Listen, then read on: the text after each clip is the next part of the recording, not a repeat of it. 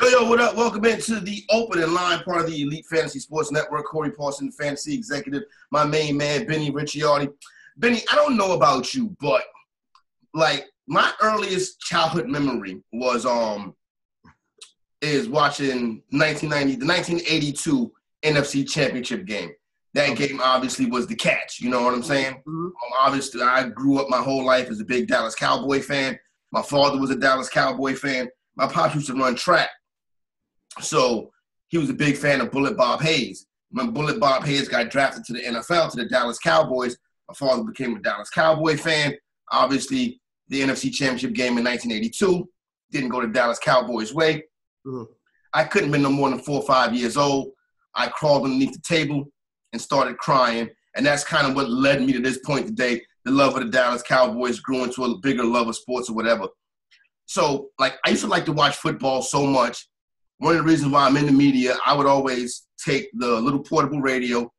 I would stick underneath my pillow, and I would go to sleep, listen to the Yankee game, listening to Monday Night Football, listening to whatever, and I would wake up to Imus in the morning every morning. You know what I'm saying? Like, I was 9 years old listening to Imus in the morning before I went to school. You know what? That actually explains a lot. If you were listening to Imus at 9, that's Yeah, exactly. So I remember Mike Breen from Imus in the morning, all of that. You know what I'm saying? Mm-hmm. Mike Breen used to be the update anchor on Imus in the morning. Mm-hmm. So, go through all of that stuff, growing up in sports and stuff like that. One of the things my dad would always let me do, I had a bedtime. So when Monday Night Football was on, he'd be like, okay, you can stay up for the first half hour. You can watch a couple drives, whatever. Like I saw Tony Dorsett's 99-yard touchdown run was like one of the only plays I saw of that game. Mm-hmm. One time in particular, I was able to stay up and watch Monday Night Football game. I don't know if it was probably, a day where the kids were out of school or something like that.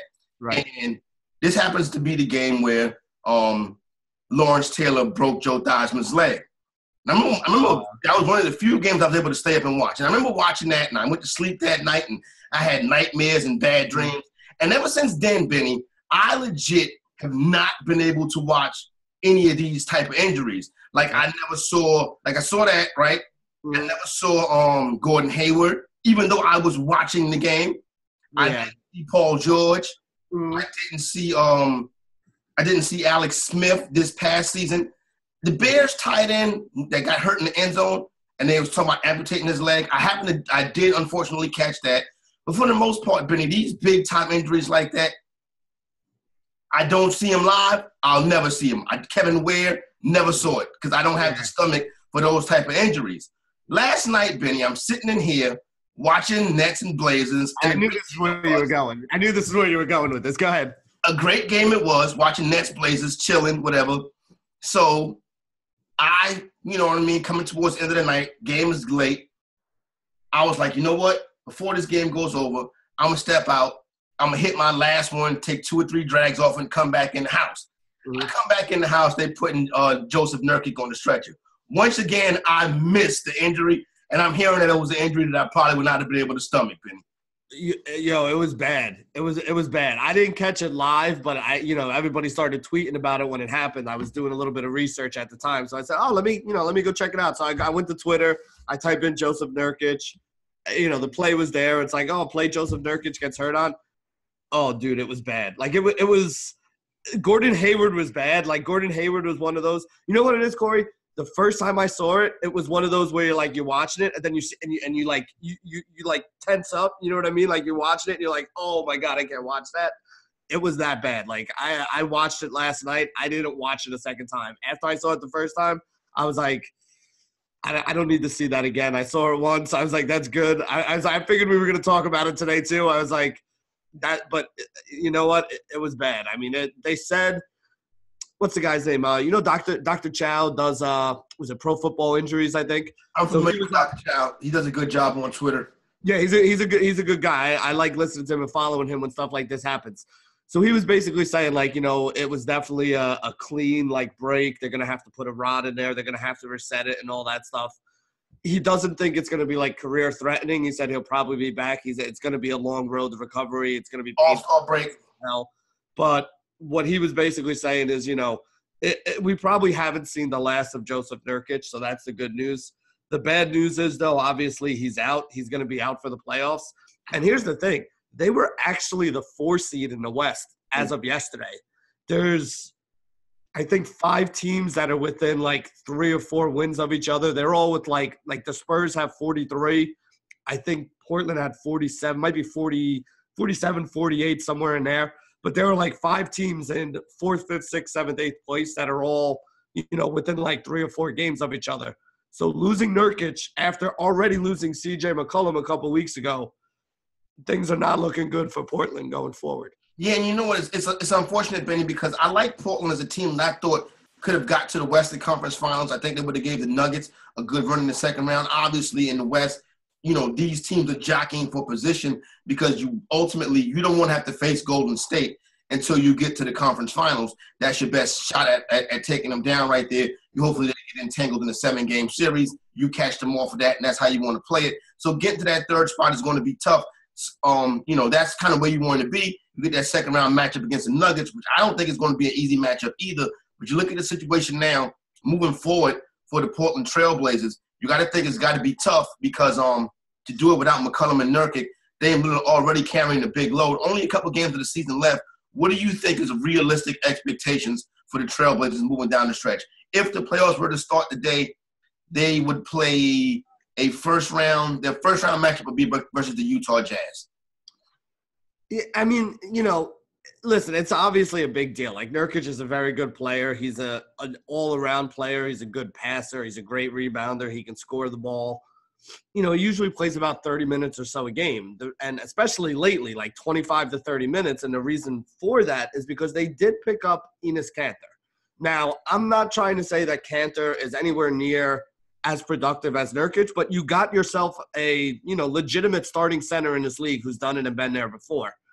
To me, it's just like when you have these things, it's like the little things that pile up, right? Like, you're not as good a team when C.J. McCollum's out and you're playing Seth Curry 30 minutes and, extra minutes for guys like Turner and Harkless and all those guys. You're just not going to be as good a team. And it's the same thing as Nurkic. Like, I don't think they're going to completely suck because they lose him and they're replacing him with Kanter, but it is a little bit of a downgrade. If Portland was the Golden State Warriors, where they're making a little bit of a downgrade, but they're still the most talented team in the league, then you could be like, all right, maybe it's not going to affect them. But to not think that losing 2 of your best 3 players going into the playoffs, like, in order for them to really have made that run, they would have needed the entire team healthy and playing well. So when you kind of take some of these guys off, like, it's going to make them a weaker team. It also makes it a lot easier for teams to guard them because now you can concentrate on stopping Damian Lillard and you don't have to worry as much about the other guys killing you if you do. So for me, this is a big blow for Portland. I think whoever winds up getting that first-round matchup with Portland is getting a softer matchup than they probably should for what the seedings are going to be based on the records. Yeah, I can agree with you on that one. It's going to be interesting to see how that situation shakes out. Right now, the 8th seed in the Western Conference, Benny, is the Oklahoma City Thunder. Yep. And listen, I've been on record before. I'm not the biggest Russell Westbrook supporter. I love Paul George. I think Paul George is great. Russell Westbrook, to me, is a selfish player who pads his stats. It was Carmelo Anthony's fault. Whose fault is it going to be now? Like, this team adds pieces, and they don't get no better. Well, yeah, I mean, the pieces that they're adding, though, are all always secondary pieces. But I'm gonna go as far as to say if this is a 7 or 8 seed kind of team, that means they're getting a first-round matchup with the Denver Nuggets or a Golden State Warriors. Now, I agree with you that, Westbrook sometimes is a little bit selfish, is a little bit me first. But when you get into the playoffs and you're in a 7-game series, you have Westbrook and Paul George on your team. I don't want to see them in the first round. I agree. You know what I'm saying? And honestly, like, you're right, he is selfish, but Westbrook has those games sometimes where everything just kind of clicks and he just makes every shot that he puts up there, where he puts like a 40, 15, and 10 stat line up. If you figure he's going to do that once or twice and Paul George is going to do that once or twice, well, you're going to wind up with 2 or 3 wins there. So really, you just got to figure out how to get 1 or 2 other wins, and you could wind up being one of those 8th seeds that knocks off a 1 or a 2, So this is a very dangerous team to play in the first round. I would not be happy if I was Denver or excuse me, or Golden State, and I ended up with the Oklahoma City Thunder as my first round opponent. I can understand it. I can dig it. It's not a first round foe that you want to see in the Western Conference is tough. I just keep thinking this team should be better than what they are. I guess the true test of that will come playoff time. My main man, Benny Ricciardi, after this program today, he's going to write a 10-game NBA slate for EliteFantasy.com. You want to get your DFS ready, hop on over there right now. And don't forget, baseball is coming up. DFS Baseball will be covered. EliteFantasy.com. As a matter of fact, I saw where Jeff Mans tweeted they'll be announcing the monthly pricing plans today. So keep it locked in on Twitter, EliteFantasy.com, so you can go ahead and start ready to dominate DFS in 2019. Benny, have you seen? I heard about the new Showtime docu-series called Action. I haven't. So basically, it's about sports betting. It's a doc. I think it's a four-part docu-series about sports betting.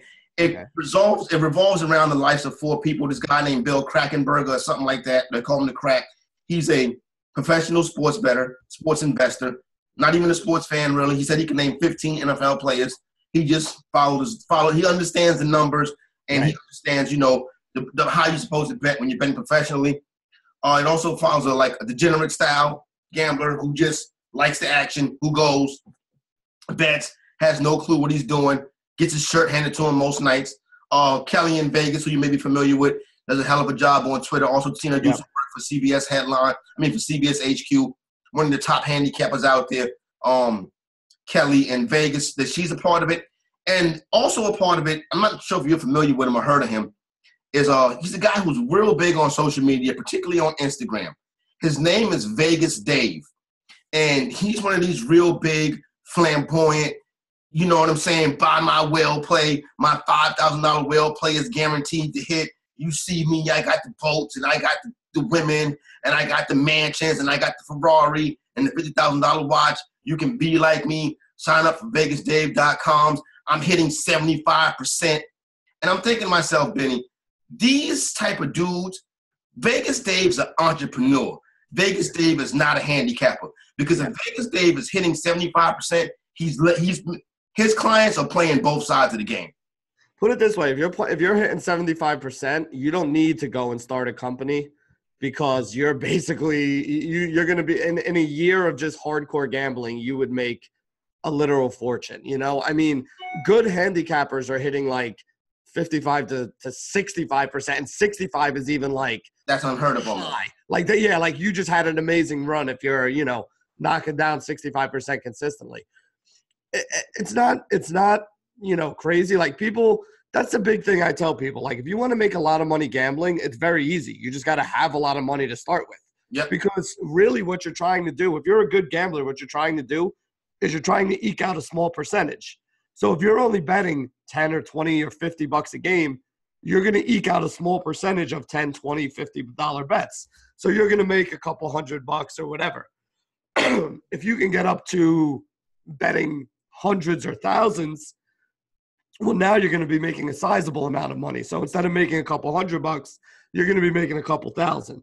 The guys that are doing it professionally, they might put, let's say $1 million through the ringer, through the betting every year, hoping to earn a 10% profit on it. Yep. So then you make $100,000. Now, $100,000 is legitimate money. But in order to make $100,000, you probably had to make $1 million in bets. I mean, it's the same thing with DFS as well. If you're playing $5 or $10 a night, yeah, you can be profitable. You could be a winner, but you're not going to win massive amounts of money. You're going to win 20, 30, $50. If you're playing $100, $200 a night, at the end of the month, you're going to end up with $500, $700, a decent amount of money. If you're playing $2,000 or $3,000 a night, that's how you can make a living and make yourself, making, $5, $10,000 a month, which is enough that it's a $50,000, $60,000, $70,000 a year kind of job. But really what it comes down to with sports betting is you're trying to make good sports bettors can consistently grind out a small percentage. And if you're betting enough money, that small percentage becomes a sizable amount of money. If you're not betting enough money, that small percentage, you might get enough money to go to the movies, go have a couple beers or something like that. But, you're not going to make anything life-changing if you're not putting up a significant amount of cash, basically. No doubt about that. And see, I doubt that the Vegas Dave guy, I get it. He probably does. I agree. I'm not doubting his bankroll or his status. What I'm doubting is this: I'm hitting 75%. Come get down with me if you want to hit 75%. $5,000 a week for my whale plays. The reason why he's wearing $50,000 watch is because your dumb ass is giving him $5,000 a week, when you can give Guru Elite, somebody that can really hit at these numbers, those type of numbers, but you can pay, for the Guru Elite DFS. I mean, not the DFS and the betting. Yeah. That's what I'm just trying to say, that if you're out there and you're just getting into this, don't be caught up by the glamour and glitz of guys like Vegas Dave, because these guys are entrepreneurs. They're not real handicappers. They're not really out there grinding out 75% win rates. Really what he's doing is taking your money. Yeah, I mean, listen, you and I both know, and I mean, for anybody who hasn't caught it yet, if you don't use Twitch or if you don't have Twitch, I know, Corey, you're going to be on this afternoon with Rob, right? No doubt. Yeah, like if you guys are going to be betting MLB baseball this year, make sure you follow that Twitch page and listen to when Rob goes on and starts talking about it. Our CEO, Rob, is MLB model, for those of you who don't know. A lot of people don't, the alcoholic, a lot of people don't even know that his name is Rob. They have all they all call him by his nickname. But Rob is one of the best sports bettors I've ever met in my entire life. The algorithms that he puts together, the the numbers that he crunches, the way he uses it, the gambling, the way he is very disciplined about the way that he gambles and all that stuff. He's one of the best that I've ever met in my life. And if you look at what he does over the course of the season, Rob will be up at the end of every season, basically 30 or 40 units, right? So again, if you're betting $10 a game and you're up 30 units at the end of the season, you made about $300, $400. Now you might have made, I don't know, maybe 200 or 300 bets over that course of time to make that much money. But, that's what you're going to make if you're betting 10. Now, Rob is a guy who's betting, with a couple commas after it. He's betting thousands every time he drops something down. So for him to be up 30 or 40 units, that might be $50,000, $60,000 for him. And that's why I'm saying the big thing you got to understand is if you're good at sports betting, you can grind out a profit. But you have to be betting enough where grinding out a profit is going to be a sizable amount of money. Because if you're only betting $5 or $10 a game and you're trying to grind it out, it's going to take you 3 months to make $100, $200. If you're betting $50 or $100 a game, it might take you a month to make a couple $100. If you're betting $1,000 a game or $5,000 a game, that's how at the end of the season you end up with a, $30,000, $40,000, $50,000, kind of pool. But you also have to have the capital to be able to do that. No doubt about it. The more you can spend, the more you can earn. So definitely go over to GuruElite.com and sign up for the betting package today. Obviously, with Major League Baseball coming up, you want to get involved with Rob and all the good stuff he does. Because listen, I can do football, I can do basketball, NCAA, college. You know what I'm saying? All of that. Baseball. I gave it a little bit of a shot last year. I would have to get up to speed on that. Obviously, I'll get it down and I'll figure out a rhythm to it and figure out how it's going to be done. But I'll be leaning on guys like Rob, like you said, as we get ready to get the 2019 Major League Baseball season started. So, Benny, the Pittsburgh Steelers, bro, I can't.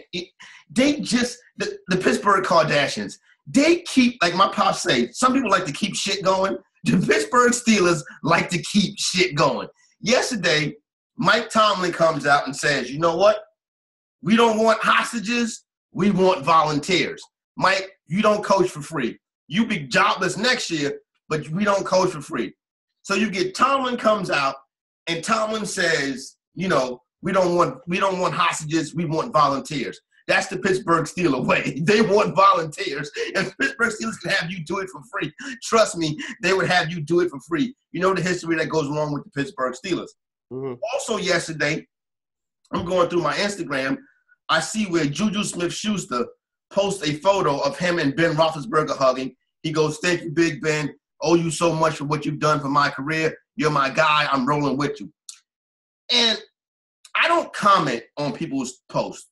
And I damn sure don't comment on athletes' posts. Like, I might send a Tatiana a DM, you know what I'm saying? But I'm not going to be in your comments like that. I had to hop in Juju's comments, like, Juju, young man, young homie, my man, be careful. Be careful showing your allegiance to Ben Roethlisberger. Benny, I know Juju wants to get paid, but he's in very dangerous territory because all of these stories about Ben Roethlisberger, Benny, they cannot not be true.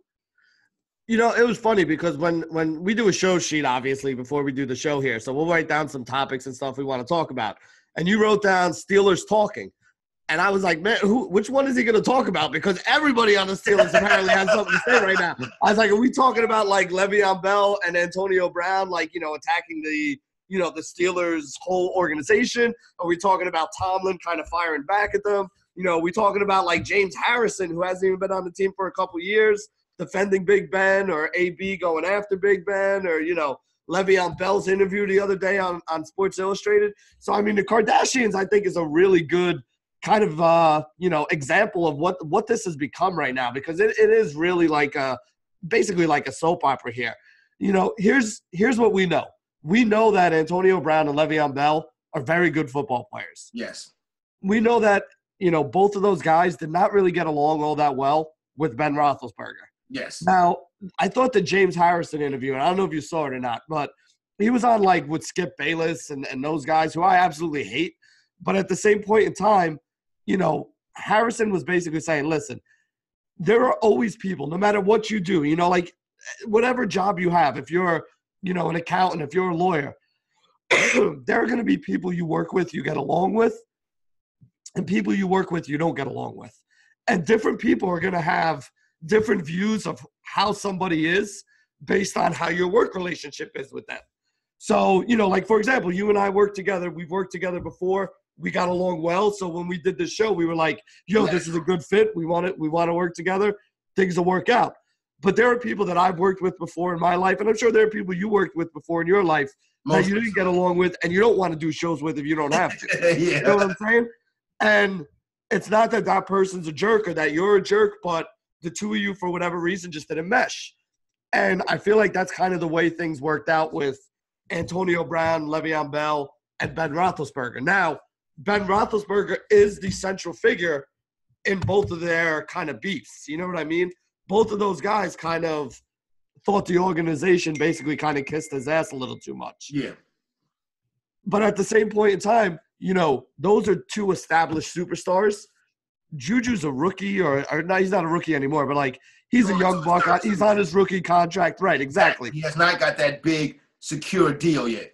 Right. So I know what you're saying to be careful, but at the same point in time, I would tell him, like, yo, whether you like Ben or you don't like Ben, right now is the time you should be pretending that you really, really like Ben. Because until you get – I mean, listen, I'm never going to knock any athlete for getting paid. Because when it comes down to it, your job as a man in life is to take care of your family and take care of yourself. So you got to get that money however you got to get it. That means you got to kiss a little bit of ass to your quarterback for a little while. You know, that's good to go.